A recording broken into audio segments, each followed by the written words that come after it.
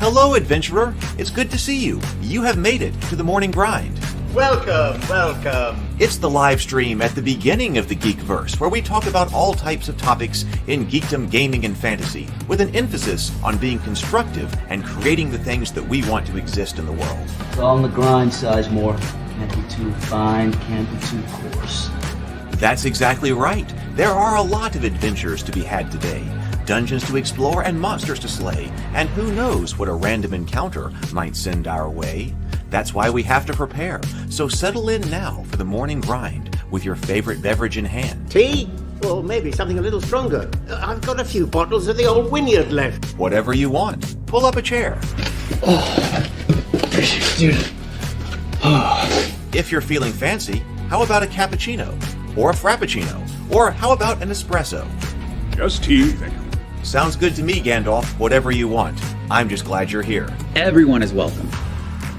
You can just watch if you want. You don't have to worship anything you don't want to worship. Thank you, Mike. But be forewarned. Sometimes we get really strange characters around here. Wait, what's that you say? Why can't you come and be a part of the stream? My wife would disown me. Oh no, I bet she'll be fine with it. Come on in. Am I scared for my safety? No. What are we supposed to do? Everybody do the secret handshake.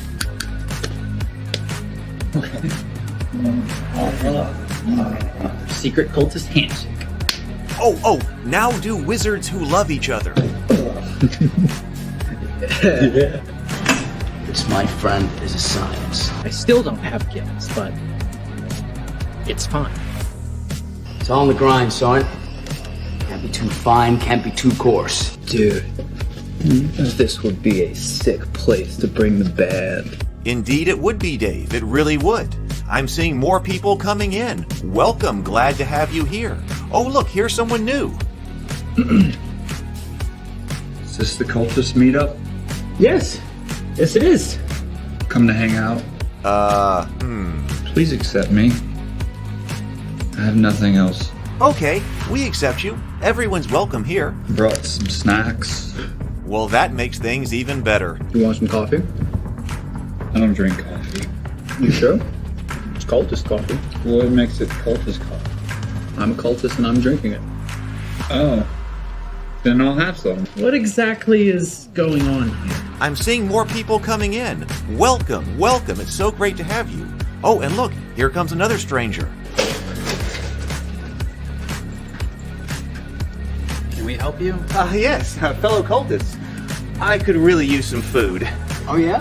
Welcome. We have donuts. Oh, it's me. I'm glad I'm here. I'm sure you have a few questions for me, though. What's your name? Who do you work for? What god do you worship? Great questions, Rob. I'm Steve King, and I worship Nyarlathotep. No, not really. I'm just Heath, and I won't be worshiping anything this morning. But I will be your host. Welcome to the office. We're going to have a great time. I've got my coffee ready, because now it's time for the morning grind. If you could become a fish, that would be amazing.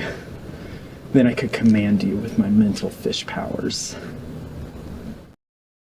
Good morning, everyone. How are you doing? I am doing good. I'm a bit groggy. I was trying to reset my sleep schedule last night, but I kind of failed at that. So I'm still a bit groggy and not quite. It didn't quite attack the morning like I wanted to. I didn't quite get my sleep schedule reset. Maybe that's again tonight. That would be another goal for tonight. But I do have coffee. I managed to make coffee this morning without spraying it all over the kitchen today. So that's a success. Sometimes you have to celebrate the small things. All right. Let's see. I'm looking for a couple of links here. Oh, right here. Okay.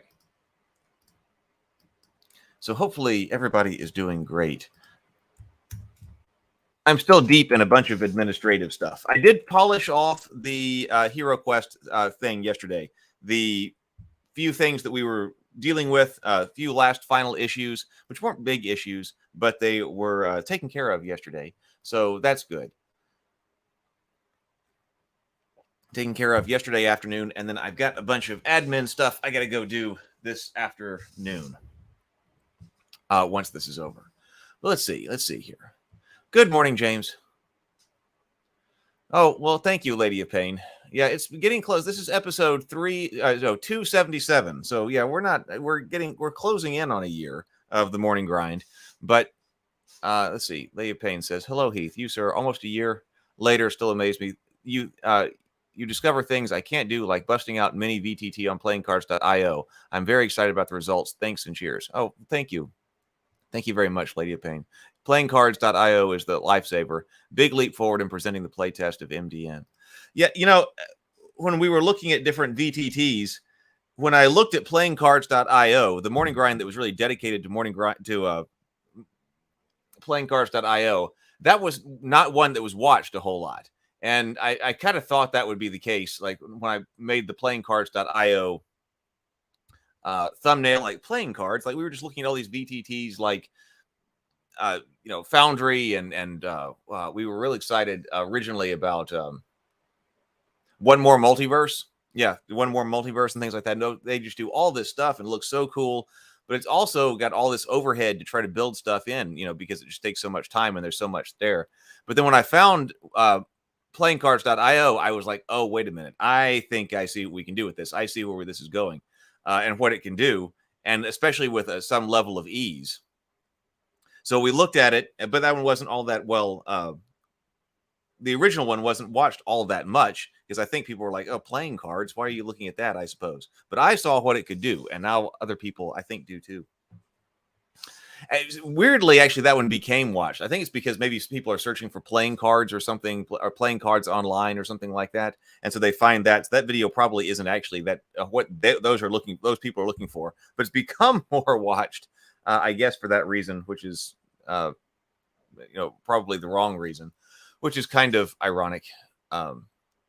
But now being able to build something like when I first saw it, I was like, we can build something out like Hero Quest in it. Good morning, Zero the Blade, and other things. Good morning, Tom McGrath. Yeah, I'm having the exact same feeling this morning. So yawn, coffee. Good morning, Sable Phoenix and BGD and Brett. Happy Friday. Can you believe it? I could actually go for some cold pizza right now. It is Friday again. It's Friday again. As far as a stream tonight, so I'm not going to.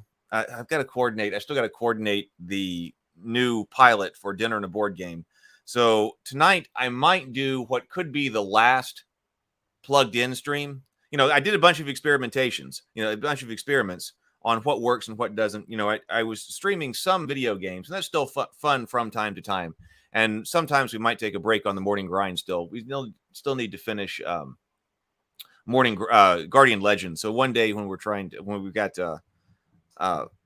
feeling like we really need a break, an intellectual break on the morning grind, I might go over and play that, and then also Dragon Lord. But I got to find a way to play Dragon Lord. But as far as dedicated gaming streams go, I think we're coming toward the end of that. But I might do a stream tonight instead of, because I like the Friday night streams, and I didn't do one last Friday, but I'm not ready to dive into Hero Quest again. I might try to beat Vagxanadu. Vagxanadu still remains my favorite NES game, and so I think it would be fun to sit down and just try to go through all of Vagxanadu. So I might do that tonight. That was on the idea that it's Friday. Cold pizza. Good morning, TSL front one. And Michael. I got the link to that, Lady of Pain. I just got it before I sat down for this. It was just Friday last week.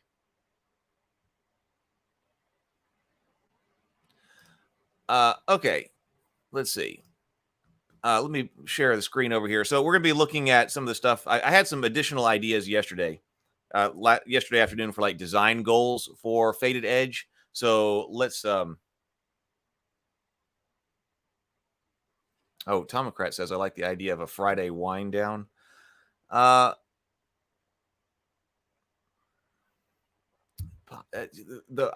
still trying to figure out what to do with the wind down, because the wind down was also, we used to, when we started, we did a lot of wind downs in the evenings. We will see. We will see. Probably not tonight. Let's see.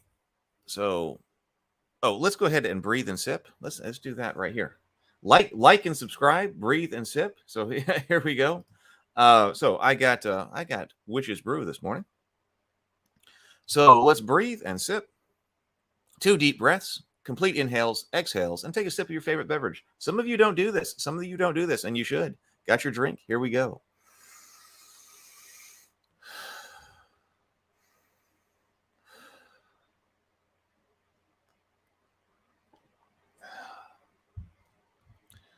All right. Let's go over here just for a moment. This is a player's introduction to Hackmaster, but let's go over here first.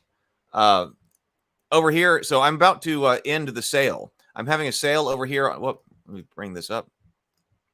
I'm having a sale over on the Ravenkeep store because I'm trying to move some stuff out of the move a few things out of the warehouse. So the items that are over there in the warehouse, they are at 50% off right now. And this could be the last day of it. See, I've been going. So this is Friday. So yeah, probably first thing in the morning, I'll turn this back and end the clearance sale.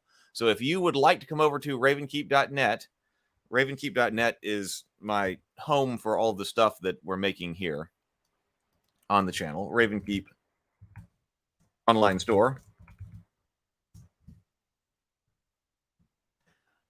We've got the mugs, the Witch's Brew mugs, the Cultist coffee mugs. They are perfect for a morning grind. The fish do not drink tea. There is still Cultist coffee left. The War of Kings have sold out, but Enchantress has not. Enchantress is we have 4 boxes of Enchantress remaining.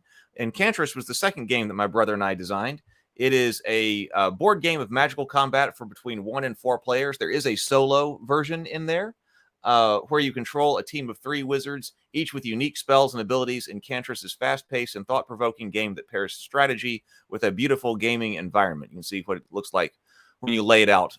You're on a hex grid, and it's also asymmetrical. Every team of wizards who is playing, you've got 3 wizards on a team. Every team of wizards is different. And I did do a morning grind where we took a look at Enchantress in detail. But also there's how to play Enchantress in 2 minutes there.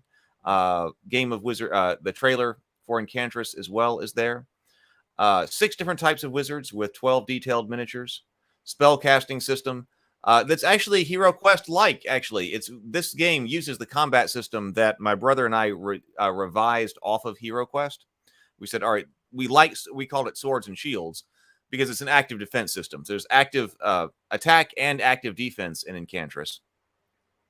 And we basically made it a revised Hero Quest system because you've got wands and wards, but then also it's less random because we also have straight bonuses. So it was basically if we were trying to revise Hero Quest, the Hero Quest combat system a little bit. That's what ended up going into Enchantress. So that is there. The custom dice trays are here, and if for $99 or more, everything ships free. So we've got the custom dice trays, which are beautiful. If you consider Yogg-Sothoth is the gate, like if you consider that beautiful, and the star spawn down here, those are handmade. I made these down in the workshop. And 10mm miniatures. My line of 10mm miniatures. There should be more of those. My line of 10mm miniatures is also here. Those were originally designed to go with War of Kings. So that is going on here. And then also, I want to be sure that I give you this link. So the link to the online gaming tavern. This is just for interest. But I'm looking for Ravenkeep Gaming Tavern sign up or interest form. So there's still several things also from an admin perspective that we've got to figure out over here in order to start running games. But I just want to know how many people, if you're interested, then please go ahead and sign up here. Just your name, email address, and then whether or not you can play Zargon and on Hero Quest or potentially in other games to GM. Are you interested in potentially being a GM? Would you be willing to do that? Yes, no, or maybe. And then we'll see how many people we have who are interested, because it will also be different if there are 5 people, it's probably not critical mass, but we need some kind of critical mass here. So we'll see how many people actually sign up. just because people are interested also doesn't mean they actually come and play. So you need some people, you need a large body of people who are interested. But it'll be different, you know, if it's 5 people, well then maybe it's not worth doing. If it's 25 people, okay, that's one thing. If it's 50 or 100 people, all of a sudden, okay, now how do you expand to something that size? So this is one of those principles yesterday of start before you're ready. So this is another kind of experiment here. And then based on the number of people, you know, we'll have to figure out what type of administration and organization we have to do. Let's see. Brett says there's a lot of HeroQuest owners out there, just not a lot of content on the subject to entertain said crowd. Yes.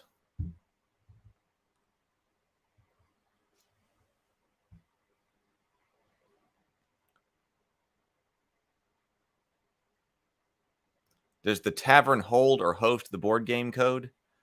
The game code? No. The game board will be hosted on some other system, like playingcards.io. Okay, let me take that down. Now let's get into it. Actually, I'm going to do a coffee refill. I told you I'm kind of still getting sleep back on track. I'm going to do a coffee refill before I start into this. So just one second, right into the kitchen. Oh, it's time for a Yeti hug break. Yeti hug break, Yeti hug break. Everybody go hug yo Yeti and show yo Yeti some love.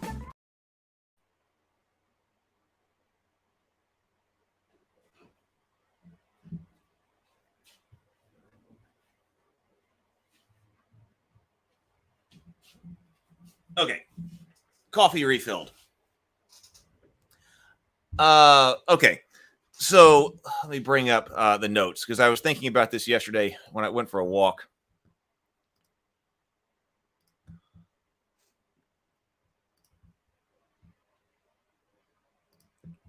Here we go.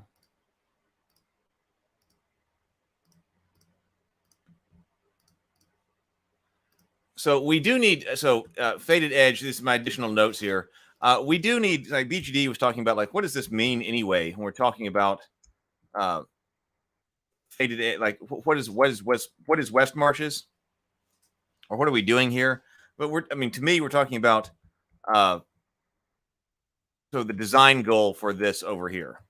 Now, there are other things that could be run too, but I'm thinking about, still going back to thinking about design goals now that we have kind of a different direction here. Man, I feel like I am slow this morning. There are tons of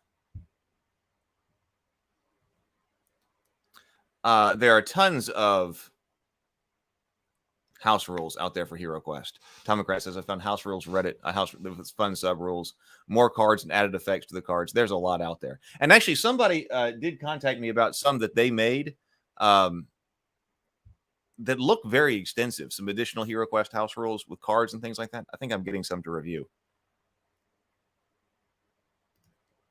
Well, okay. So what are we doing here? Well, so could be both. Well, probably not 5e. But when I was thinking about the first thing I was thinking that we could do in the game tavern for the as something to get started with, because we've got HeroQuest, we've got the quests made, the quests are made. You could play HeroQuest. Now, see, that would not have travel. It wouldn't have travel. But I was like, that HeroQuest could help us start to learn how to organize games in sort of a West Marches style. So I was kind of thinking that one of the first things that might be up in the gaming tavern, although there can be other things too. I've still got a couple of other games I want to build out soon that won't be as complicated as HeroQuest. But we could basically, different HeroQuest games are like like a West Marches session without the travel, because you always just show up at the dungeon. So we've got that right now. We don't have, we have to use some other system, other rule system. But we've got right now is we've got a great way to play HeroQuest using playingcards.io.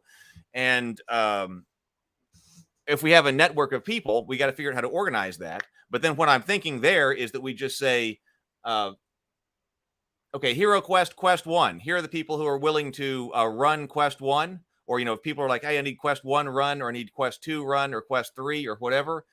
your character preserves, but it's not the same group every time. Keep your character, but then like if we have game masters, I'll run some. My idea is that I can host games, other game masters, Zargon can host games. So like here are the slots for quest 1. Who needs quest 1? Bring your character. And then okay, here are the slots for quest 2. Bring your character. Here are the slots for quest 3. So then, you know, after a Hero Quest game, you can take all of your gold and you can buy new equipment and things like that to come into another one. So that's not exactly West Marches, you know, because it's not role-playing game, but it's kind of using the same kind of organizational structure that would be needed for a West Marches game. So it allows us to practice the organizational structure, and it also allows people to play Hero Quest. It allows to get gaming started faster, and it also allows us to play some Hero Quest.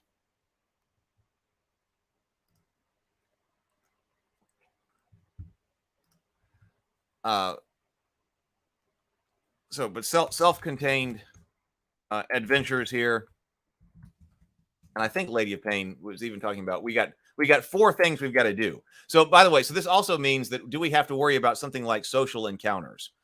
Probably not, because okay, we're not, you know, none of these games. This is separate from Hero Quest now. We're leaving Hero Quest into Faded Edge design philosophy here. Separation of topics. We don't have to worry about social interactions, because if this game is designed to run something like a West Marches style game, we know that we're not going to be doing an adventure where we're going over to the king to try to convince him something political, you know, something political, or going to a ball or something like that.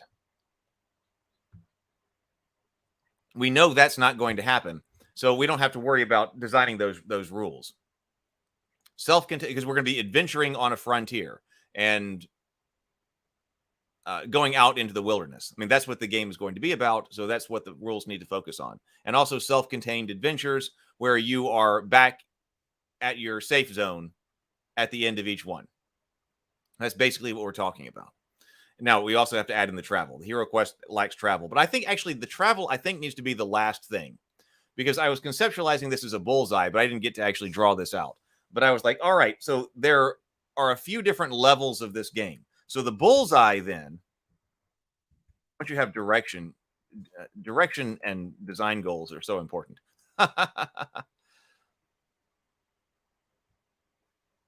Well, that's true. Zero the Blade says, I think the app lets you track the party. I didn't think about using the app for this. I don't know why.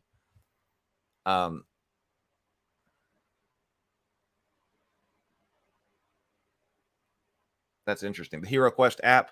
So actually, you know, we don't even have to have Zargons. If somebody were running the app, if somebody had the app, they could be running the Hero Quest app and playing Zargon. So that's possible. That's possible. I don't know why I didn't think about that, but thank you till now. But thank you for bringing that up, James Bacon. Zero the Blade. James says West Marches games are, as far as I understand them, largely very sandboxy, relying on GM and players to sort of create the game in the liminal space of the setting. Scripted social encounters aren't necessary, but social encounters overall should play a part.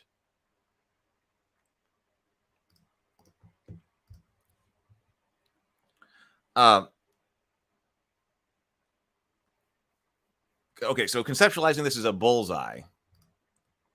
What is at the center here? The center of the bullseye, or that's what I was writing, bullseye. Intense monster fighting. Like what's probably going to be, you know, combat, danger. That's probably the kind of thing that most of your time during that 3-hour session is going to be spent on. Probably. I'm just talking about in general. So we're going to, you know, go into a location. You're going into some ruins. You're going into a dungeon. You're found some type of castle or old tower or some kind of druid's grove, or I mean, whatever it is. There's some kind of location that you're at, and probably there is something there that you end up fighting and fighting. You're in combat. You're in danger. That kind of thing. So much like Hero Quest, we'll put the center right there. The band around that is location exploration. You're there and you're doing other things you're doing other things there other than fighting when you are not, when seconds don't matter.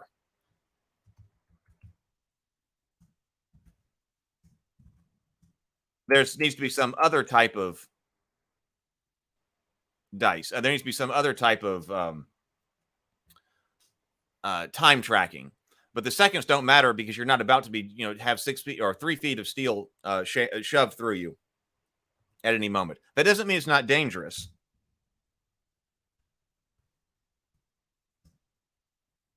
Because you could do like fall in a trap or something like that. So there could be danger there. But then as soon as like you're searching something and a ghoul jumps out, well, then you're back in intense monster fighting, combat, and danger. Now, this is what James was just talking about, social encounters. So I guess when social encounters happen, they probably happen mostly up here. There's some type of exploration. They could go elsewhere as well. But, you could be encountering other people in this zone as well. But this is the ring around the bullseye. The location exploration, interactions does not mean it's not dangerous. Interactions or non-combat interactions or social non-combat.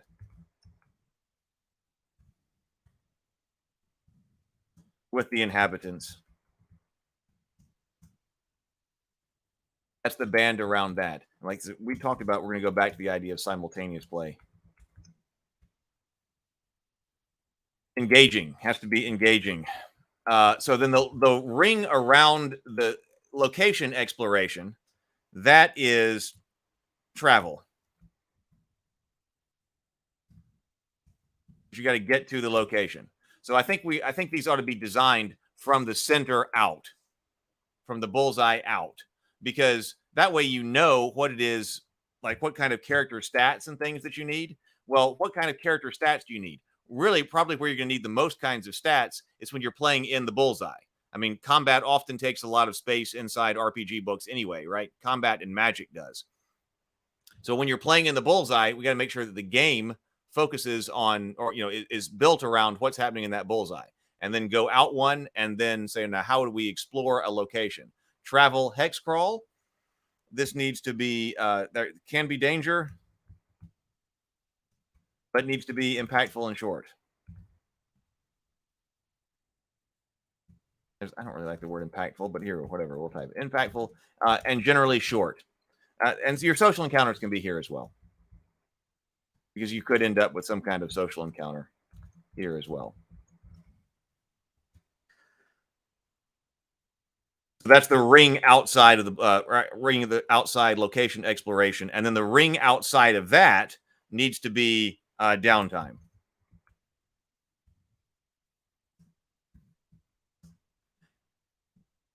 Not played at the table. No need for GM adjudication.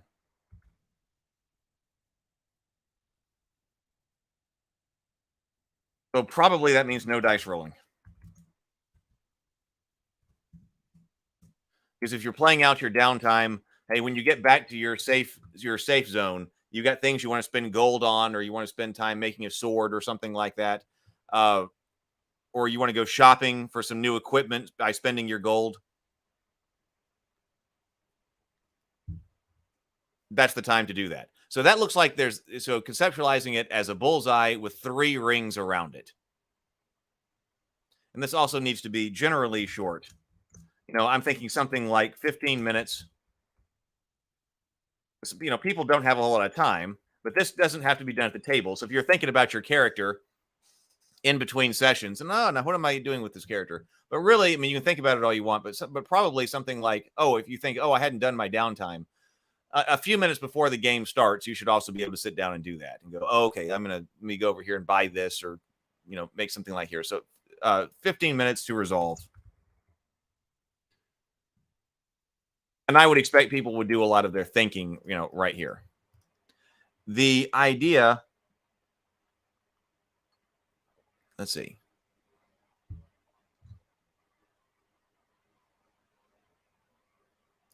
Yeah, your typical West March play game does not have a developed map. They have few hexes you start off with, and the map grows and is filled as the players explore. Yes. Oh, that's a reason to have to start in the center. Oh, if you did sci-fi, you could totally do that. I think a science fiction West Marches would be really cool, where a starship is forced down on an unknown planet, and the party doesn't even have a town. They have to build even their starting base. That would, instead of being out on the frontier going in one direction, that would be a reason to start in the center and then go out.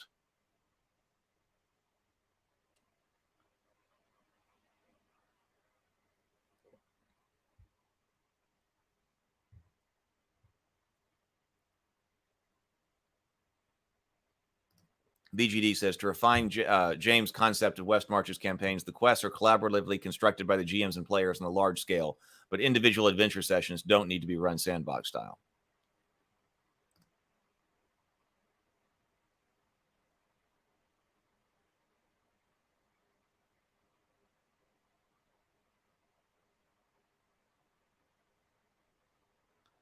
Let's see. Okay. Now, my idea, what I was thinking about a lot yesterday, and this is going to go into looking at the Hackmaster combat system, is that I think a design goal here, I need to, later I'll organize exactly what my major design goal, but here is the major design goal. And this should be to discourage or possibly discourage or to the point of making it impossible, but discourage or make discourage very impractically, or discourage, my God, words this morning. But anyway, I'm trying to discourage or eliminate. That's okay. I guess that's what I'm looking for. Discourage or eliminate. Just lost the word again. Optimum. Optimum play. We want to discourage or eliminate optimum play.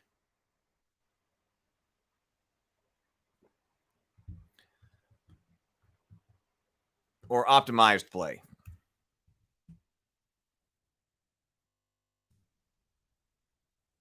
So you're not going to be able to perfectly play this out. And you can do this in a couple of different ways. Okay, now I like games where you can sit there and come up with an optimal kind of strategy. That's like, that to me, that's like turn-based strategy games. You're looking at the board, you've got all the time that you want to think about it. And then you're going to move and conduct your turn however you're going to conduct your turn based on your analysis. And you can talk to people. Oh, I'm thinking about doing this. Okay, if I do this, then you do this. What if I do this and then you do this over here? You can do a lot of talking, and you can come up with whatever the optimal strategy, your most efficient strategy is at that moment. I want to eliminate that. I want to discourage or eliminate on optimal play on the heroes, because like the heroes can also be pretty optimal, like in Hero Quest. You do this by imposing time constraints.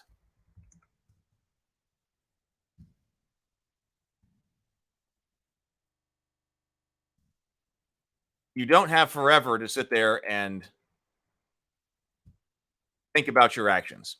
So if you don't have time to think about things forever, you're not going to be able to play in an optimized way.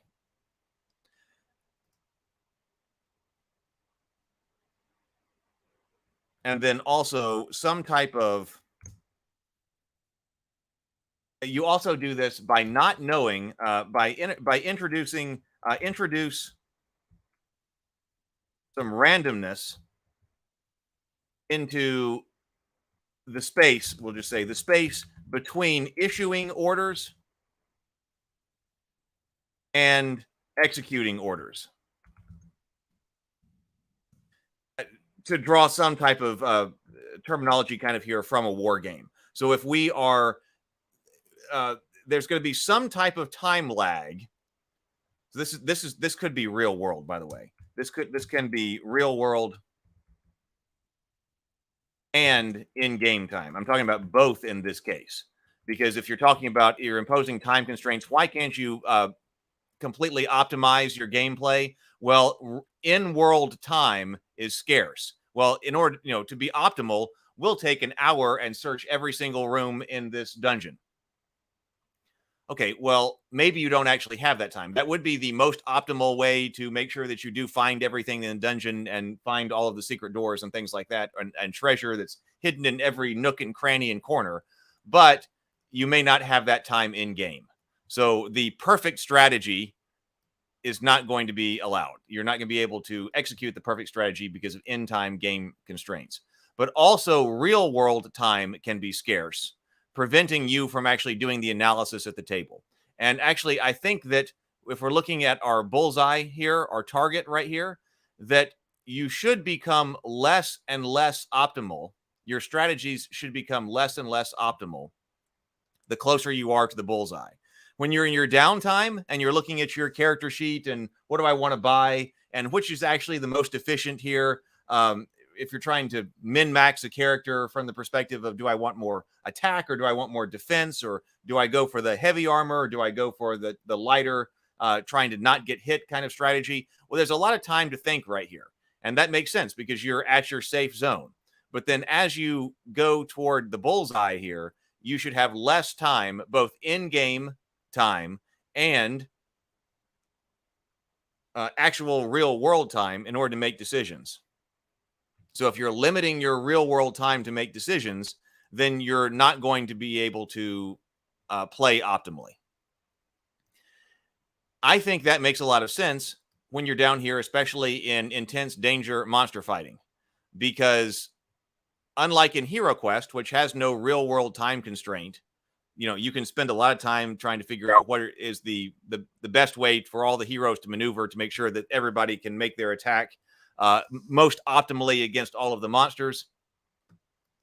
Putting a real world constraint on the amount of time that you have to execute some type of, or to issue an order to your PC, to give your PC an order will prevent you from being optimal.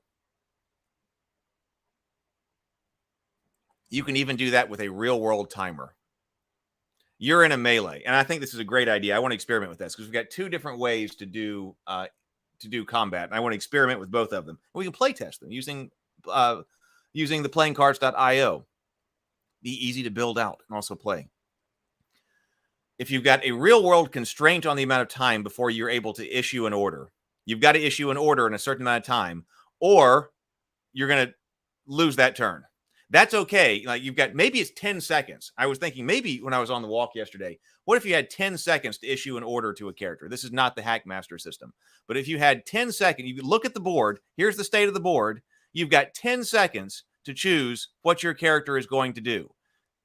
And you've got like an action card or something that you're going to pick. You've got certain numbers of actions that you can do. You don't want that to be, if you only got 10 seconds, you can't you can't be looking through 20 different actions, right? You need to be looking at like 5 different actions. Like here are your action cards. Now, this works though, because surely there are actions that you can do in location exploration that you're not going to be doing when all of a sudden the ghoul has jumped out. For example, one of your actions does not need to be search for treasure. When the ghoul is there about to bite you, looking at the options and saying, oh, I will search for secret doors or search for treasure. That's not an action option that you would have because that's something that you would do here. That's an action option when you're in location exploration. When you're in intense monster fighting, things like moving, using your weapon or using a spell or using some kind of magic item, that's basically the kinds of actions that you're going to have. So that also allows you to have more kinds of actions. But when you're in this one right here, we're going to drop every kind of action that would only be relevant right here. So like maybe 5 different kinds of actions that you can take. And you're looking at those cards. Maybe you've got 10 seconds to decide what type of cards you want to play. And then you put it face down on the table out in front of you. And at the end of 10 seconds, if you don't have your card there on the table saying what your PC is going to do, your PC is going to lose their turn. Or, fight defensively or something like that. And that sucks if it takes 45 minutes to have another turn, to come back around. But if you're playing faster, if you've got more rounds coming around and you get flustered and can't, then most of the time you'll be able to, I think you'll be able to do it. We need a time limit where most people can execute and play. We need it to be intense. But if you do happen to get flustered and something your card doesn't get out on the table, well, the turns are coming around fast. So, oh well. So you've got you potentially have this real world imposition of a time constraint And yes, there might be something that, hey, gee, we should have actually, if we were trying to kill this ghoul in the most optimal way, we should have done this or done that. But it didn't happen because there just wasn't enough time to think about it. You're putting pressure on the PCs. And also, if you want to talk, I think what you do, a potential idea here is that you eliminate discussion of strategy when you're executing. So we've got this distinction between potentially issuing orders and executing your orders. So you can't talk strategy during order execution. Once order execution comes around, we all resolve our actions. If you want to say, "Hey, dwarf, flank the ghoul to the right. I'm going to the left," or "Wizard, cast fireball," or if you want to shout out to the cleric, "I've got to have some healing, cleric." You got to do that during your order issuing phase. That constrains the amount of discussion the PCs can have about strategy. Now, of course, you'll still be able to see what's going on when you're executing orders. So it's not like it's perfect. But if you actually want to shout something in, if you want to tell somebody something in universe, you got to do that during order issuing phase, which might mean that you give up your turn. But see, that makes it work. That makes it work because if you're going to be the person in the, who actually wants to shout out orders to somebody, dwarf, flank to the left, elf, down the hall, cleric, you need to heal the wizard or whatever it is, you might have 10 seconds to shout that out, but you might not be able to get your order out in time or whatever. So your turn was spent actually issuing commands in universe. I think that's an interesting idea.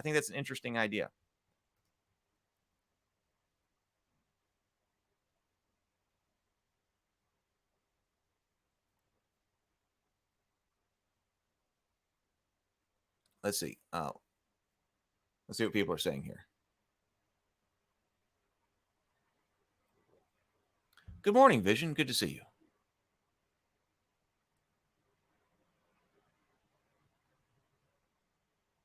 Well, no, there is. But say, my point was, when should you be min-maxing? Like, to me, especially if you're doing something like a character, like for Hero Quest or Advanced Hero Quest or Gloomhaven or things like that, looking at your statistics and figuring out, no, wait a minute, if I do this, I'll actually be able to get more power with my fireball, or I'll get to do, this is actually the better weapon combination based on my particular stats. That's fine. I think that's fine. So where would you do that? I want you to do that during the downtime and the safe space. I don't want you to do that in the middle of being potentially shanked by a ghoul.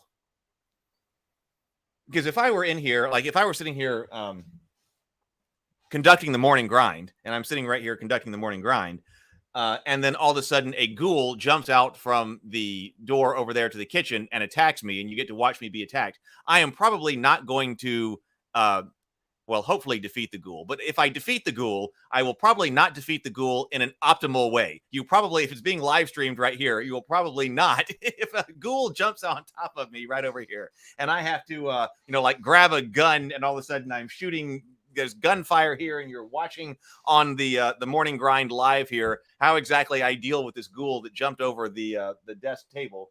It will probably not be an optimal fight. even if I defeat the ghoul, people will not be studying that and going, gee, look at how absolutely efficient and optimal Heath was in the execution of his combat maneuvers and gunfire to put down that ghoul. It's probably going to be extremely chaotic and messy. So chaotic and messy, that comes in when the ghoul leaps out in front of you.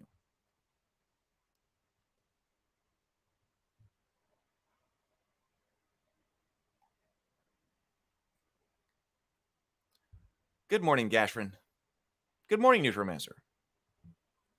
TSL Frontman says, having an exploration gameplay mode can be a great gameplay beat. I immediately think of Uncharted and how you go from big dramatic fights and chases to slow, thoughtful puzzle rooms, etc. Yeah, yes, puzzle. Make note of that up here. So puzzles and such would also go in this band right here. So yeah, puzzles. That's thank you for pointing that out.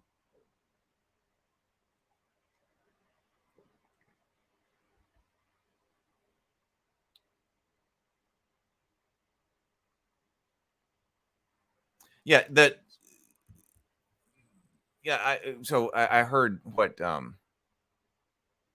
Micah was talking about optimizing for concept. But it does show engagement. Like if outside of combat, when you're sitting there, if the player is engaged, whatever you're optimizing for, that does show engagement. Yeah, whether you're actually just trying to maximize your statistics here, it's like, oh wait, actually I need to get the long sword. This not the short sword isn't working or whatever it is, because I can get a few more points of damage if I take the short sword or whatever. That does show engagement. Whatever you're optimizing for, that shows engagement. My point is to move that outside of. So when I'm talking about not playing optimally, I'm talking about the strategy that you're executing when you fight the ghoul, right? Because there needs to be a time constraint.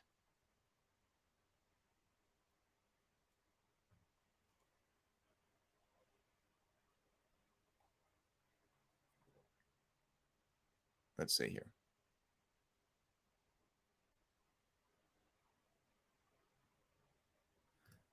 When I was playing Adventure League modules, it always felt that if someone spent a turn not attacking, we would die, which, to be honest, limited everyone's creativity because you've got to dish out the damage. Yeah.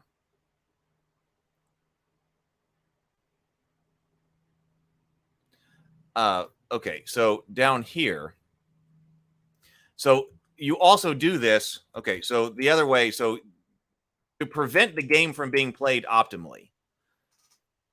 And I'm talking about when the seconds matter, in order to introduce that into combat, we can also introduce randomness into the space between issuing orders and executing orders. And so the idea that was not the Hackmaster kind of system is that if every player then has 10 seconds to put out their action card, everybody's action card is on the table. And probably I'm thinking that it needs to have like a primary action and then a backup action. There needs to be some kind of thing that you can always default to. If you miss putting out your card because you were doing something else like talking, which could be important, then you could still fight defensively or something like that. You fight defensively, get a bonus to defense or something like that. But then your card might have a primary action you're trying to do and then a secondary backup action. Because now the randomness occurs here because you don't know when exactly how long it's to simulate exactly how long it's taking you in order to go from this is what I'm going to do to this is what I'm executing. Some kind of initiative system. And so my idea here was that because I do love cards, so cards are coming up again, and cards also happen to be easy to do in playingcards.io. An initiative deck. Initiative deck with all PCs and NPCs shuffled each round. So if you want to do something about initiative, you'd have to do that later. But in order to simulate chaotic and intense monster fighting, you also don't know, okay, Bob is going to go, and then Frank is going to go, and then then Susie will go, and then the monsters go, and then I'll go again. Oh, and then Frank always attacks before Bob or whatever. Like if you're going around in a circle, even during 5e, you roll for initiative. I've talked a lot about how I hate the 5e initiative system. But even after you do all of that rolling, the initiative becomes set, and then okay, this person's going to attack first, and then this person's going to attack next, and I can't do that because the monster's going to go between these two. We need a different strategy.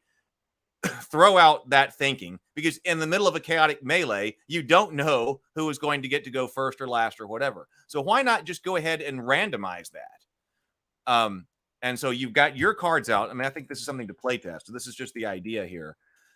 Then the game master's issued orders to the creatures, or some of the creatures can operate according to this. Well, actually, this might be a good place because the game master has got to issue orders as well. So actually, this might be a good place for a monster AI. And the game master can always override that. But what does the monster do? Because the players have just got to issue an order to their PC. but the game master would have to issue orders to all the monsters in roughly that same amount of time. That could be a lot, but actually that's a good place. Isn't this this is what Indestructible Boy was talking about. When you have kind of a monster AI system. Boy, that could even be done with another deck. Something like Gloomhaven or something like that. The monster AI system in Gloomhaven is really good. There's a monster AI system in Kingdom Death as well. Although I've got Kingdom Death sitting over here, but I've never played it. But this actually could be a good place for a monster AI kind of system. So the monsters play as the monsters play, and the game master doesn't have to actually think about if there was no order given to that monster. It plays by its AI rules. That's a good idea. That's a good idea. We're trying to keep things moving fast, and the game master having to issue orders to every monster on the table might be it. So monsters always playing according to their AI, unless the game master specifically gives a different order to override it, might be a good way to go. That way the monsters aren't just standing around because the game master can't do that. Yeah, the GURPS is the default to the do nothing action. So yeah, you could default to do nothing, but why not, go ahead and let you default to fight defensively or something like that.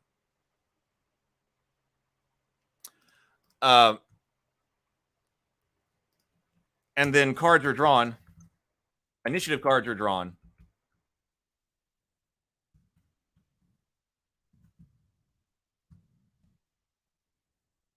And then orders are executed in that order. So if you go to cast a fireball or something like that, or you go to cast something with a range attack or some kind of ranged value, I'm going to cast this. Well, the bad guy that you're going to cast it on might move first and then be out of range. So the bad guy got to move first. He moved over there and now is out of range. And so now that would be a time when you're like, oh, well, I could still cast this. My point in casting this fireball is now gone because everything moved by the time I was actually able to cast. So now I'm going to do the secondary action on the card. Maybe you default then to a secondary action, like make a move and a basic attack or something like that. I think that those two things, the time constraints and then some type of randomness or just unknown quantity.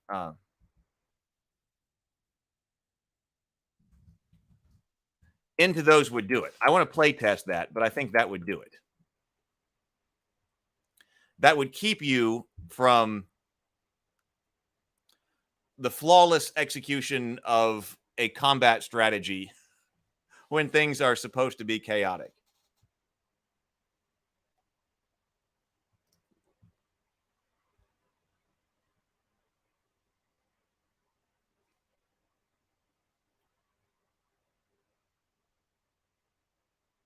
Monster combat AI would be helpful. Yeah, I think so.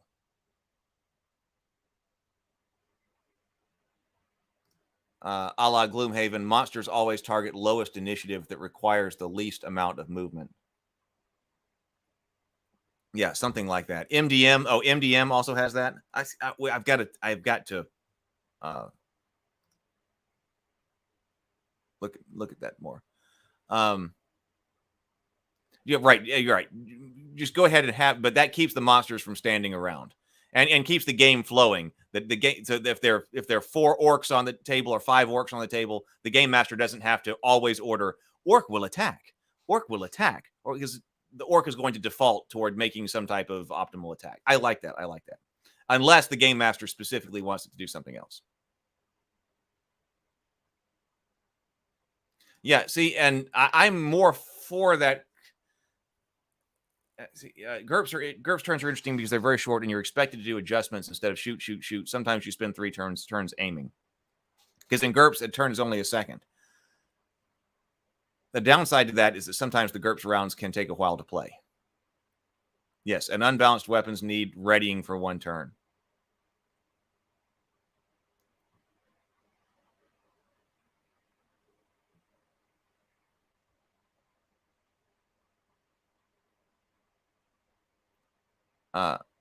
Monster standing around leads to awkward water coolers conversations. Yes.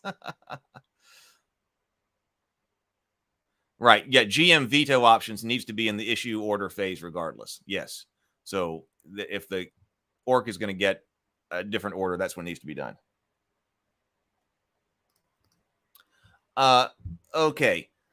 So that's one way to do it. And, you know, it's also possible, like thinking in the Mark Tassin way to think about different modules. It's possible there's just two different combat modules. Why not make the game and then see if it could be playable in two different ways?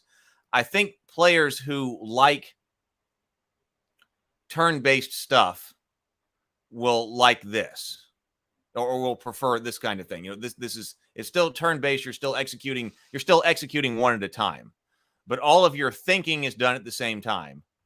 All of your thinking is done at the same time during the issuing order phase. And then once all the orders are issued, we try to execute and hopefully execute fast. But on the other hand, one of my favorite times playing was playing a Hackmaster initiative system. So let's go over here. I'm going to take this down. I'm going to go back over to my other screen, because I thought this was a pretty good summary of what was going on. I found this on Reddit. Hackmaster 5e new player guide or introduction. Oh, here we go. Because this also allows simultaneous play. And I'm trying to prevent the sitting around at the gaming table.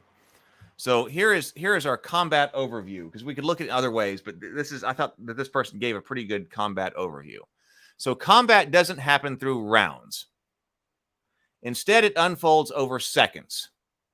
Each second, everyone on the battlefield may declare an action. So this is the count. I've got the reason that I have. Oh, where'd it go? I have a physical clicker counter that should be sitting over there for running a Hackmaster style game. So the game master can keep track of the seconds as they go. So combat doesn't happen in rounds. So the combat starts actually by somebody deciding to shank somebody or a ghoul jumping out or something like that. Because as we said, I hate it when, somebody draws a sword and it attacks. Oh, that should be an intense moment, and you should resolve the attack. You shouldn't go into, now everybody roll initiative, and let's get the initiative order going on. So how do you know when you're all of a sudden in this particular mode of the game? It's when somebody draws a sword and attacks, and the attack is resolved, or when the ghoul jumps out and you're in danger or something like that. All of a sudden, now you're in second-by-second combat. And each second, everyone on the battlefield may declare an action. Different actions take a different number of seconds to complete. So, for instance, moving 5 feet is done immediately. Pulling a spell component takes D4 seconds, and that might be D4 penetrating. These are exploded. They call it penetrating in Hackmaster. But it's basically exploding seconds. Because how long is it going to take you to get your spell components out of your pouch? D4 exploding seconds. Attacking with a weapon takes between 5 and 13 seconds, depending on the weapon speed and so forth. So this allowed for simultaneous play, because if you're moving, the GM goes, all right, we're on the count now, 1. And everybody reaches to the table. And if you want to move your miniature, so you have to be playing on a grid. You move the miniature right there, everybody together, 5 feet. And the game master moves all of the monsters as well. And I didn't realize that in the beginning. So the game master was calling the count, and people would go up and they would move their miniature.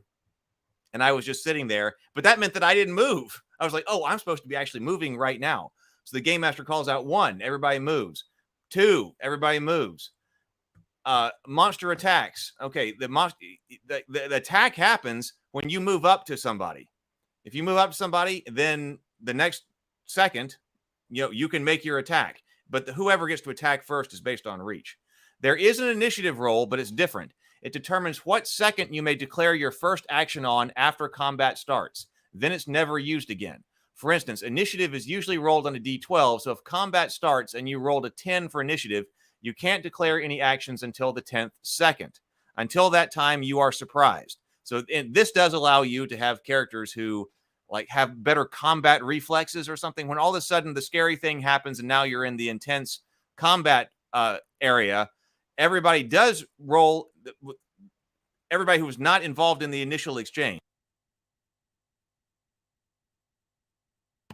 those people are in combat. How long does it take for everybody else to recognize what's going on and not be surprised Well, it's some type of initiative roll. So, oh my God, the ghoul jumped out, or the ghoul just stabbed Bob. So Bob and the ghoul, everybody's now in combat. But how long does it take people to recognize what's actually happening to Bob and to respond? Well, some number of initiative rolled seconds, and then you can begin at that amount of time. Each weapon has a different reach. When two combatants come into melee range with each other, regardless of who took the movement to engage, whoever has the most reach immediately makes an attack. Okay, so if you've got a dagger and you're moving into somebody with a arming sword, the person with the arming sword is going to get to attack first. That's an advantage to having that sword rather than just the dagger. The next second, the other combatant may attack. If they have the same reach, they both attack simultaneously. Weapon speed plays no part here. It's about to take a roll. After your opening attack is delivered, weapon speed determines how long until you may attack again. So if you attacked on second number 10 on the count, and you've got a weapon speed of 6, that means that you may attack again on 16. You can do other things as the count is going. You may need to move and whatever else, but you're going to attack again on 16, so you have to keep track of that. A new combatant engaging an enemy who is already engaged gets to take his instant opening attack. The previous engaged enemy has to wait until his weapon speed from his previous engagement would normally allow him to attack, and then may decide to attack his old opponent or the new one. That's when somebody else is coming in. So somebody else comes in, they go ahead and make their attack, then their weapon counter starts. The people who are engaged have to continue. Just 1 second. Could you please give me just 1 second? I'll be right back.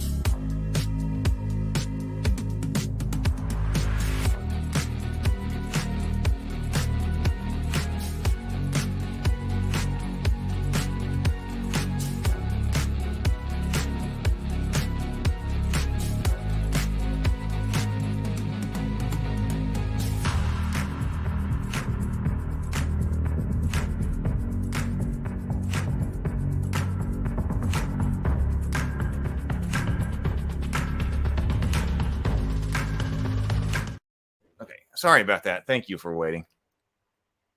Let me see what people are saying over here in the comment section. There's something I had to take care of. Let's see.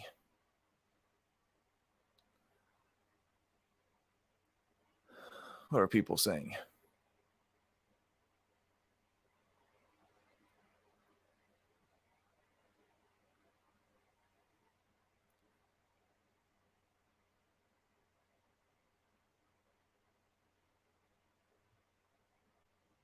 So, by the way, so when I was talking about, when is the time to optimize yourself?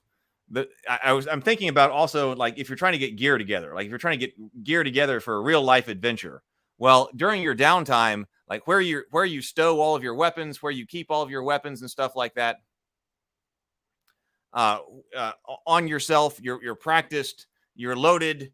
I got the pistol on my chest, and I got this, and I got and I'm going to carry my rifle in this way. That's all the kind of stuff that you optimize and practice, not when you're in the middle of combat. So you optimize that then. But then when combat starts, well, that's when the behavior there shouldn't necessarily be optimal. But you can also tell people beforehand, okay, if our standard operating procedure is going to be, hey, if there is some type of danger, the first thing I'm going to do is I'm going to cast Fireball or something like that. That way you could even talk about that in advance in order to execute it. So there's no such thing. So, but this system would need to be streamlined, I think. There's a lot going on in the Hackmaster combat system, which is a lot of fun, but it might not be right for this style of gaming. But I do like that idea. That keeps this idea. that everybody is moving at the same time, and you're just waiting for your count. We're not going around in a circle. If you're doing very short actions, then okay, you do very short actions. Another thing that would be a choice of yours if you're using like a battle axe that's probably a slower weapon, but you're going to get more damage when it does hit, for instance. That also gives the players something else to think about and to optimize for when they are outside of combat. I think I will go with the battle axe. It's going to take longer, but I can do more damage or whatever. So there is no such thing as armor class. Now, also, I'm a big fan of damage reduction. So I like damage reduction for armor. There's no such thing as armor class. Instead, armor provides a flat damage reduction to every hit. Shields also provide a flat DR and force the enemy to roll fewer damage dice for that hit and give you a bonus to your defense rolls. Defense rolls are explained below. This is an active defense system. If you like active defense, which in general I am also partial to, Hackmaster has active defense. You roll to attack and you roll to defend. And shields are very important. But I'm wondering actually if we're sitting here working on this, because this has to be streamlined. That's another advantage to active defense rolls is if it takes a long time to get back to your turn, at least when you are attacked, there's something that you do, and that's roll a defense roll. Right? So that's an advantage if it takes a long time for your player character to take a turn. Well, at least there's something that you can kind of do, which is make a defense roll. It might be better for the person to actually be agentive. If the turns come around faster, then every time the turn comes around, the person is more agentive. And makes actually a roll to do something rather than to prevent something. I actually think it might be a design challenge to make sure that everything can be resolved in one roll. So I'm going to put that over here on my notes. Potential design challenge. Can everything be resolved not everything? Everything in this game can be resolved with one die roll. No, I mean every type of action. Can every action be resolved with one dice roll? That's counter to what I generally like. So I would say, hey, I like active attack and defense. That's why we put it in Enchantress. But if you want the execution to go faster, the execution of the orders or the execution of whatever happens, then one way to make it go faster is not to double the number of dice. You have the number of dice rolls necessary if you don't have active defense and active defense, and active attack. I mean, the potential is for 3 dice rolls: active attack, active defense, damage if applicable. That's 3 rolls that you got to make in order to resolve an action. Could you get this down to resolving it with 1 roll? That way, when you're executing things, you're executing those actions, they're going fast. And I think it's important. I think it's important to go fast. That's what I want to play with.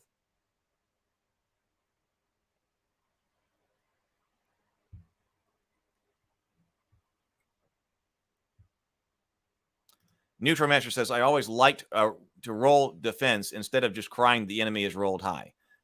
That's, to me, yes, that's another major advantage of the defense roll. It does make the player feel like they're a part of defending themselves. Roll to defend feels so much better than rolling for a half damage save against auto damage. I'm also partial to a single roll for attack and damage. So roll matters even if you get hit. So defense roll matters even if you get hit. Yeah, can you unify attack and damage? I mean, some game systems do. Let's see. There's a lot with shields. When an attack is made, the attacker rolls his attack, and instead of trying to beat an AC, he tries to beat the competing defense roll made by the defender each time he's attacked. Whoever rolls higher wins. Tie goes to the defender. Shields are interesting. If you win the defense roll, but you didn't beat the attack roll by 10 or more, the attack hits your shield. This is because you're actively trying to make the enemy weapons connect with your shield. That's how a shield is used. That attack roll rolls less damage dice, and you get the DR from your shield and your armor. Any leftover damage hits the character. In other words, use a shield. They're strong. Yes, actually, shields are often not really considered a lot in RPGs. Shields are considered here, but there is a lot of extra stuff. I mean, there's a lot of material here. Well, there's a lot of complexity in the game in general, which I like. Actually, Hackmaster, but it does have to be played on a grid. You have to play this kind of combat on a grid. So as long as you're always doing that, Hackmaster could be good for like a West Marches game. If you have a shield but roll a lower defense than the competing attack, it means they got around your shield completely and hit you directly. You get absolutely no help from your shield mitigating the damage. Optionally, if your group wants, there are some advanced moves you can use in combat, like aggressive attack and defensive attack and all of that. But that is basically how that works. The count system is fantastic, but it needs to be, the whole system needs to be streamlined, I think, especially with movement. Because one of the things that did get confusing is, like, let's say you're going to jog. So everybody could roll, like, how fast can you move in 1 second? Well, you get to take your 5-foot step, but you can also jog. So if you can start off like a human can start off by jogging. So jogging would be move 2 spaces, 10 feet in 1 second. A dwarf, like one of the short ones, can't start off jogging. They've got to take 1 5-foot step once, and then the next turn, if they want to keep moving, then they can move 10 feet, because they got to get up to speed in order to jog. And then there's running, but then also you have to slow down. So if you were running, like, and you were moving like 30 feet in a second or 3 spaces in a second, you can't just all of a sudden move 0 next turn. You've actually got to slow down by moving 2 and then 1, or maybe 1 and then 2, so you can overshoot your target too. That actually is a little bit more complexity than probably I want to add in, especially having to remember to slow down. That required extra thought, but it is a great system, and we should do some examples of just this system. At one time, we talked about just playing some combat examples, but getting that done physically, like setting up over here physically with the auxiliary camera, that's a thing. But now with playingcards.io, setting up a digital combat and being able to run some combat examples becomes easier. Would you also unify defense and damage reduction? That's a good question. Because I do like, my instinct there would be to say no. Because one of the things I do like to be able to distinguish between when you get hit and whether or not you take damage. Because if you just unify, Dungeons and Dragons unifies the guy who says, I'm not going to wear armor, I'm just going to avoid being hit. Whether or not that's actually a really good thing to do, it probably is. If you're on an adventure, you probably want to wear armor. I don't know if in real life, so to speak, there'd be a lot of people who would be like, yeah, don't worry, I'm just going to be really, really fast, and so I'm not going to wear any armor when I go fight these orcs. Whether or not that really happens. But I do like to be able to distinguish between that, because some people will want to, because it seems like that gives you another different character type.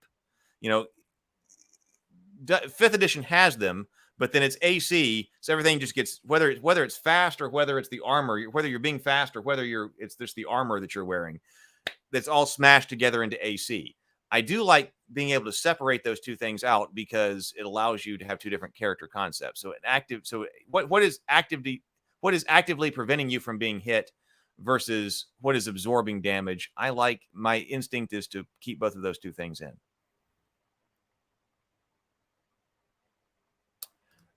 We will see. Neutromaster says, I'm curious about how Daggerheart handles damage. You either do 1, 2, or 3 HP. Max HP is like 8 to 10, and they have ranges for each. Oh, yeah. They've got like damage thresholds or something like that. The ranges, yeah. I remember that. We'll see. We'll have to see how that plays out.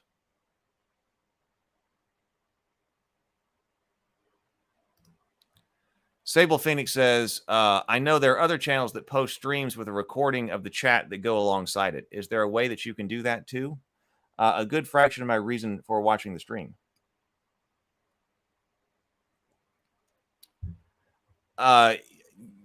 Yes, I can't do that. I can't do that natively in the software that I'm using right now. StreamYard doesn't do that natively, but I can do it if I use something else.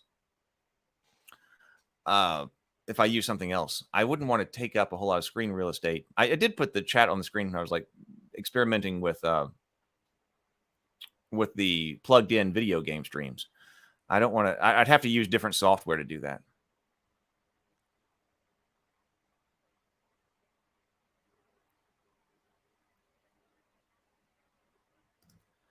TSL Froman says, maybe resolve actions every 5 seconds at a time. And stretch out how much things cost, or determine order by this move took 2 seconds while that person's attack took 4 seconds. Yes. So that's what this is kind of doing. So I see this. This is kind of, there is an analogy in here between what Pathfinder is trying to do with a multi-action economy and this second-by-second count. There is an analogy in here because it involves the amount of time that something is going to take.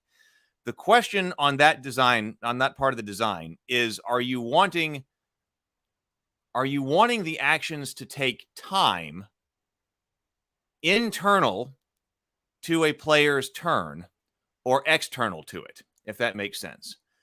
So DC, the dungeon coach for DC 20, is getting rid of the distinction between actions and reactions. He likes what Pathfinder is doing as far as the 3-action economy, but then the reaction does kind of get wonky. So he just gives you 4 actions on a whole round, and you can use them to react to things that are happening, or you can use them for actions on your own turn. Doesn't matter. Everybody's going to get 4 actions going around in a circle around. I like that philosophy. Basically what that's doing is that's giving you a count of 4 internal to a round or internal to your turn. And then you decide how you want to use those 4 action blocks anytime that action comes around. So if you didn't use your actions, let's not worry about reactions at the moment. Let's just say that every character has 4 action points on their turn, and we're going to be going around in a circle. So when it's your turn, you get 4 action points. Well, then you could say, hey, casting this spell takes 2 action points. An attack with a battle axe takes 3 action points. Moving 3 squares is 1 action point. I could use all of my action points to move. I can't attack with the battle axe twice because I've only got 5 action points or 4 action points or whatever I said, and it takes 3. So I don't have enough action points. I'm going to have to wait until next turn. I think that's kind of the way that Pathfinder was going. But using a second-by-second count like this takes the same, like that time breakdown, and moves it external to the character's round. Everybody is basically getting 1 action point a round. So I was like, well, one action point a round. And yeah, it does take 5 action points to attack with that. Or it takes 3 action points to attack with that battle axe. That means every 3 rounds you get to attack with the battle axe. That's a problem. It's a big problem if the rounds take so long to play. But if they don't, then going every 3 rounds, because every 3 rounds is not a problem. And it's not a problem in Hackmaster because not everybody's going on every count anyway. Because if you've swung with your sword and I've swung with my sword, there might be a count that goes by where we're still trying to ready. So that attack, that whole round or that whole count will be played out within seconds at the table. And then we're going on to the next one. But it does mean that if you're on 3 and I'm on 4, you're going to be able to attack more because you're faster.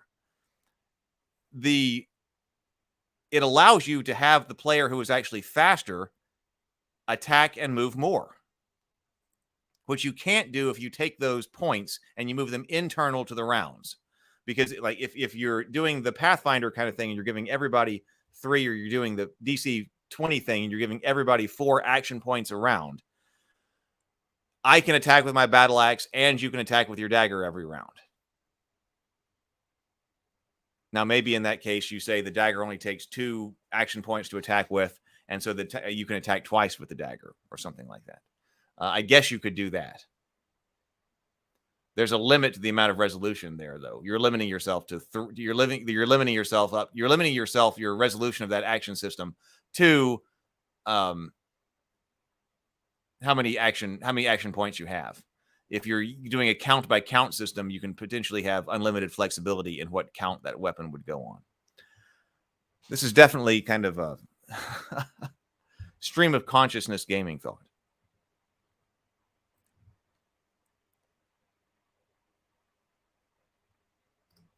Neutromancer, this would make a lot more sense as a pure combat combat board game. Well, the goals have kind of been shifting here.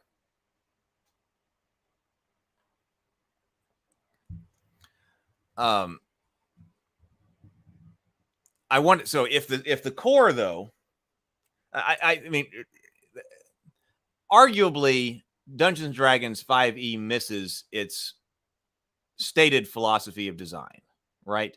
Okay, so the Game Master, you know, it was the three pillars: the exploration, the combat, and the social encounters.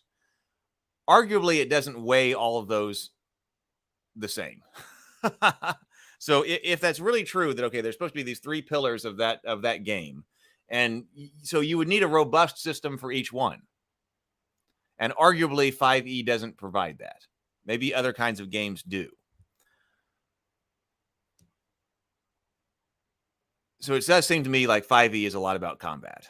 You know, combat takes a lot of the turn, a lot of the time, a lot of the space in the rule book, a lot of time at the table. And like I said, arguably it doesn't even do combat particularly well, in my opinion.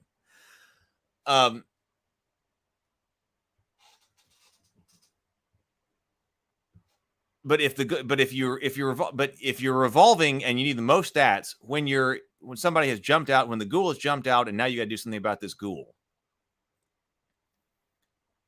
or you're going to break in and you're going to try to take out these goblins,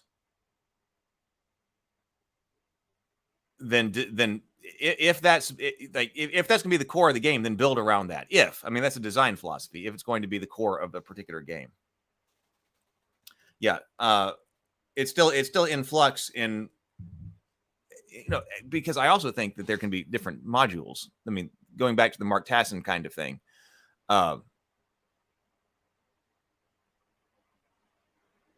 Because if you're just asking me about role playing, I wouldn't go to a grid like with the Fate kind of system. If you're talking about a Fate style role playing system, I like Theater of the Mind. If you're going to a more completely role playing side of things, I probably would not use a grid. I would not design it for use with a grid. It would be much more Theater of the Mind.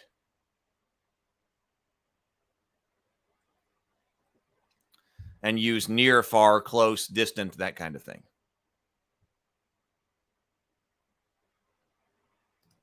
Punk Soup, I like the idea of the attacker rolling against your hit protection, and if they roll higher, the difference is the damage they deal. That's a great way to unify it. Yeah.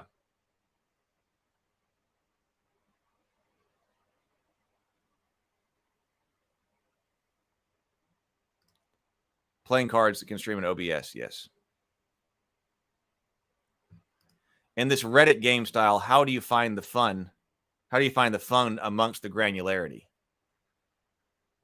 Well, there are players who like that. I mean, I think that if I were going to use this count up system, to me, that's the really interesting and innovative part of this. If you want the granularity, I mean, of course, you know, a lot of game players play games with a lot of granularity. And so if you're playing Hackmaster, you just like that kind of thing. It's like the players who play Rollmaster. I mean, there's a certain type of player for every type of gaming style, right? So, I mean, there's a lot of granularity. There's a lot of detail and stuff in Hackmaster, in Rollmaster, and people just like that. I liked that too. I think it's too much for some type of, because it did take a long time. It took a long time, and I wanted to move faster. I think it's too much granularity for, hey, we got to get this whole thing, we got to get this whole adventure resolved in 3 hours. Because what does happen is even though you're going fast with the count, it's going fast. Sometimes, all right, now I'm going to make my attack. That can take a little while to resolve. And so I want to speed up the resolution of that attack to keep the count moving.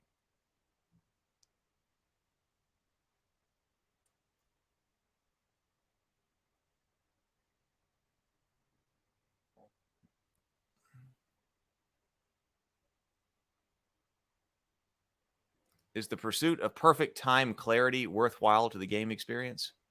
I'm not exactly sure what you mean. Perfect time clarity?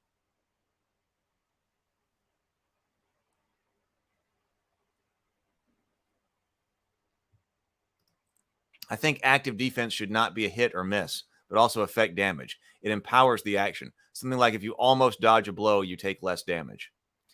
Another way to do this, to speed this up, like if you were able to resolve everything in one roll, I mean, there's no reason you couldn't also make that player facing. So if you roll very poorly on your active defense, you get hit for more. A lot of board games do use like 2 actions per turn. But see, Hero Quest has, move and then take an action, or take an action and then move. If you want to generalize that even more, take 2 actions. I mean, a lot of games use that kind of system.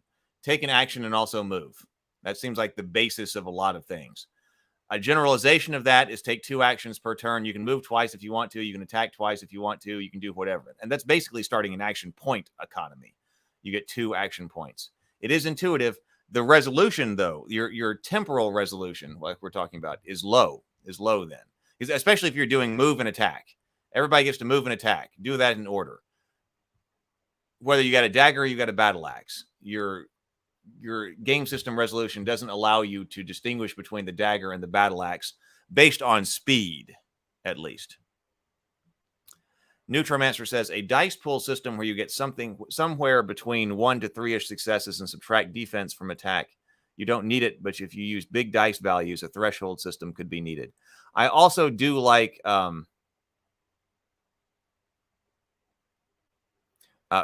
the exploding here. By the way, exploding dice does add a chaos factor to combat. So on the role-playing side of things, I was against the exploding dice idea. I was trying to keep that very tight and contained when I was looking at the Fate Edge system. But if you're doing a grid-based chaotic combat system, I think the exploding dice does help, because all of a sudden anything can change. Anything can change in a second, which seems to be a good way to run sort of chaotic combat, that the orc could go down or somebody could get really stabbed badly. And it's also a way to potentially avoid it. I mean, people are talking about different role-playing things when you're outside in the exploration. There's an element of danger here I think is really important, which might be a reason to not always jump into combat.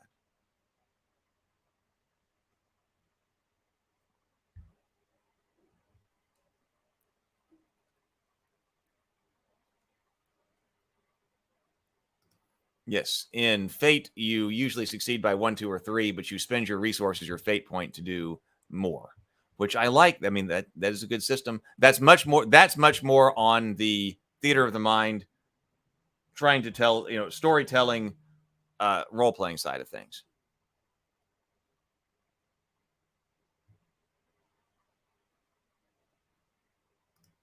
One-second rounds, even if every person is tracking their own weapon management by the second. Sounds like it would take forever and be confusing. We don't want it to take forever.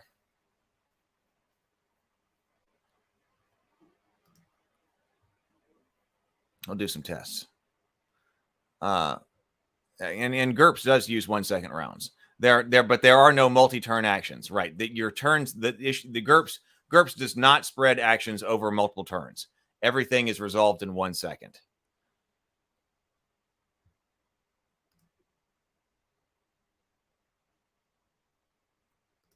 Sarah says 3 mini game systems for 3 pillars is interesting. But to do that, each mini game system has to be simpler, not more complex, or the scope is too much. So, this is kind of it depends. In an adventure kind of system, if you're in an adventure kind of system kind of game, going in and out of gameplay phases doesn't bother me as much.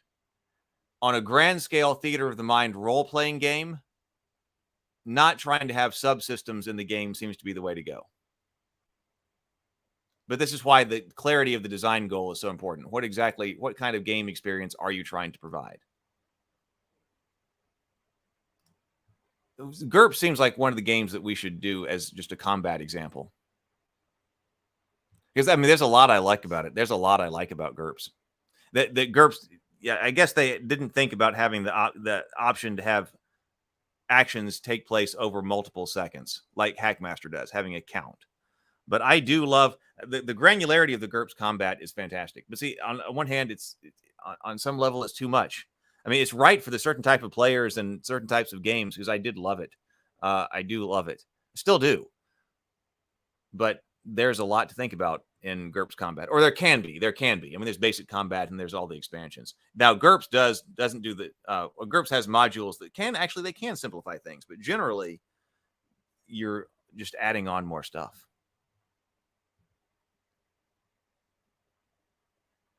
Three modules. Use Fate for the social part, including the skills, GURPS for combat, and Mutant Year 0 for skill and dice for exploration.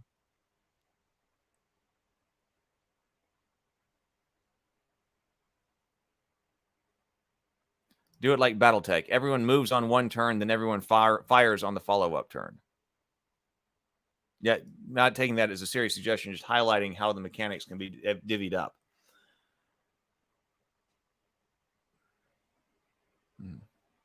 All right. Well, that was a stream of consciousness kind of thing that I was thinking about for the design yesterday. I don't know which way to go. I think I want to test them both. I need some kind of written thing out, but I do need to be able to simplify this, like the Hackmaster combat system. I don't know why more games don't use a count. I want to try the count, but I do need to come up with a way to simplify and streamline that. Because it's even got things like perfect attack, near perfect attack, perfect defense, near perfect defense. There's a lot of things in there. That all needs to be stripped out. And it needs to have exploding dice, and the dice need to explode in a good way. Neutromancer says, one thing that broke my brain about GURPS was watching an actual play where they were trying to figure out a shotgun's damage. Lots of math to figure out how many pellets hit. Right? Yes, that's true. You can go into how many pellets hit somebody when you shoot them with a shotgun. And arguably most games don't need that level of resolution. Or are you trying to tell a story here, then the person's got a shotgun? If you're trying to play more of an adventure style board game, then you also don't need that. Probably. Yes. He's Geekverse. What's the focus of the game's resolution mechanic? What kind of mechanics do you want to grant emotional weight to? Oh, I'm not sure if I exactly the focus of the game's resolution mechanic, and I take that to mean what kind of mechanics do you want to grant emotional weight to? I'm not sure how to answer that question, as I'm not sure I completely understand it. When I was working on the art, in my opinion, you can't decide on a satisfactory way to roll dice until you know the whole reason for the resolution mechanic existing in the first place. Oh, well, okay. Well, for instance, if I were trying to start here with, so the first thing that I would, if I were working on my Bullseye and I said, all right, I want to do something like this count up system for the attack.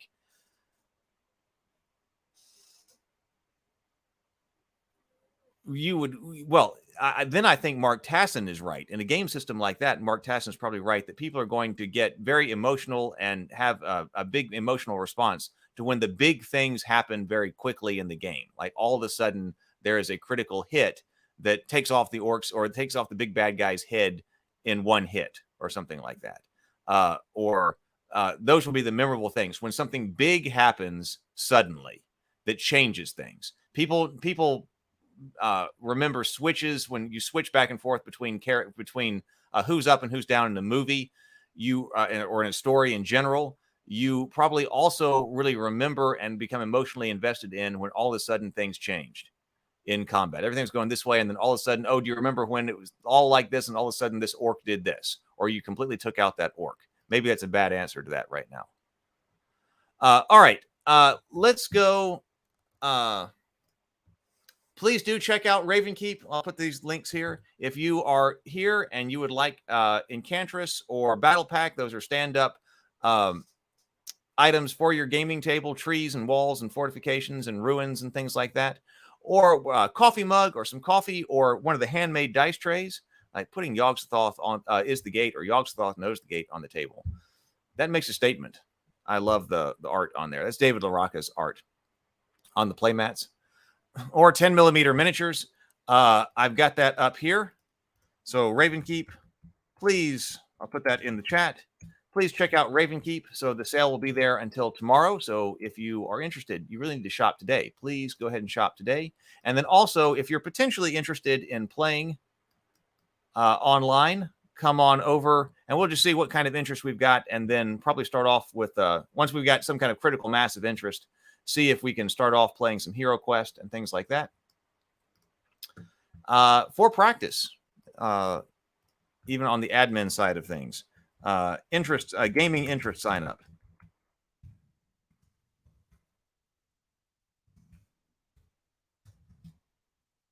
Right there.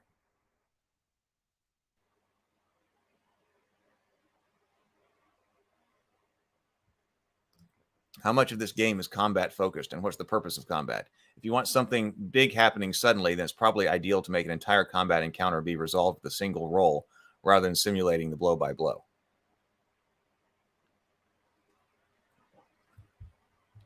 We'll return to that. We'll return to that thinking. We might be looking at Blades in the Dark tomorrow. People talk about Blades in the Dark, so we might. And I've been needing to look at that because I think we need Blades in the Dark, or potentially need Blades in the Dark for some other rings, some of those other rings outside the Bullseye. All right, everybody. So I might see you tonight. We won't do a long stream tonight, but I kind of, assuming I get out of the funk over here and the grogginess by tonight, might do some one of the last dedicated retro gaming streams tonight. See if we can do Vagxanadu and have some fun. That'll be later on tonight. I've got a whole bunch of admin stuff I've got to do still. And then hopefully, I think big things are coming. I think big things are coming. So we're going to keep going on them. All right, everybody, be creative, be constructive, and grind on. Later.